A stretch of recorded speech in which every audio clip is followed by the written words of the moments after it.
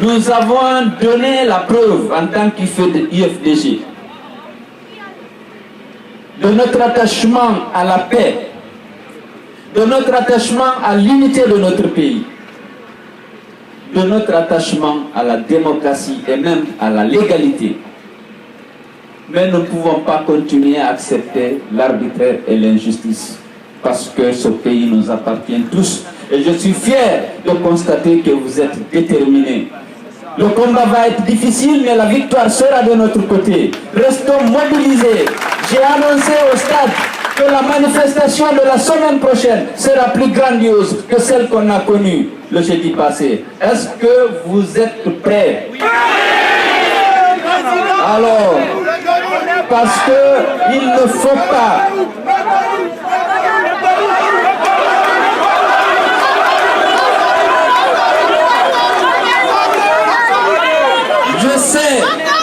Je sais, la semaine dernière, vous avez promis, malgré toute la campagne, les campagnes d'intimidation, de corruption, vous aviez promis de faire de la manifestation du jeudi dernier une grandiose manifestation. Ça a été le cas parce que vous, militants de l'UFDG, vous respectez vos engagements. Vous êtes des hommes dignes, vous méritez le respect. Vous méritez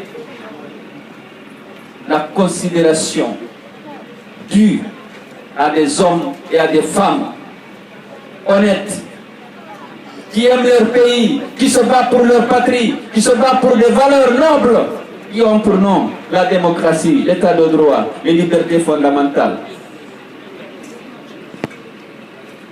Je voudrais vous demander de vous mobiliser massivement la semaine prochaine, le jeudi. Nous allons montrer à M. Alpha Condé, à l'opinion internationale, que nous sommes là pour défendre nos droits, les droits du peuple de Guinée tout entier. Ce n'est pas les droits des militantes et militants de l'UFDG, c'est le droit du peuple de Guinée de choisir librement ses représentants à l'Assemblée nationale.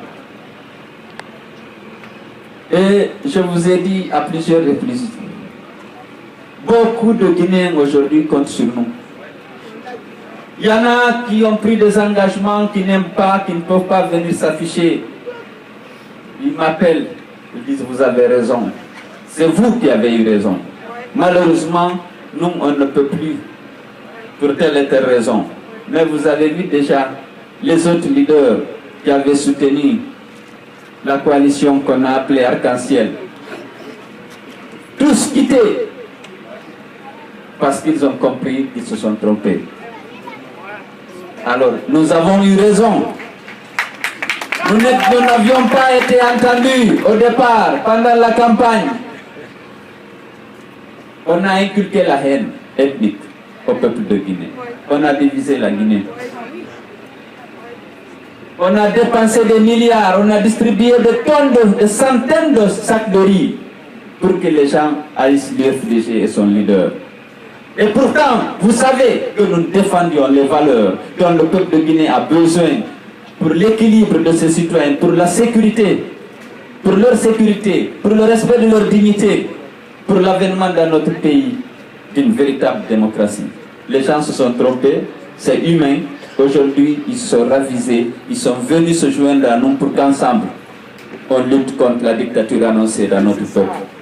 C'est une victoire, elle n'est pas suffisante.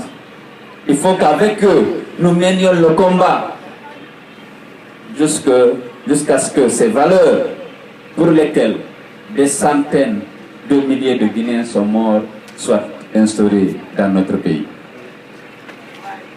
Il n'est pas question qu'on laisse M. Alpha Condé faire. Il n'est pas question, on mènera le combat jusqu'au bout. Nous avons bien commencé, c'est vrai. Nous avons perdu beaucoup de jeunes. Beaucoup ont été battus, bastonnés, jugés, condamnés. Vous avez vu celui qui vient de la prison, il a été bastonné, blessé.